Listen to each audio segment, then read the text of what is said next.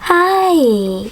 In front of me is OPPO RENO 5G, and today I would like to show you how you can switch on or off adaptive brightness on this OPPO. First of all, you need to access settings. Now scroll down just a bit and click on display and brightness. Following that, you need to select this switcher next to auto brightness feature. And as you can see, after that, auto brightness is on. If you wish to turn it off, just click on the same switcher.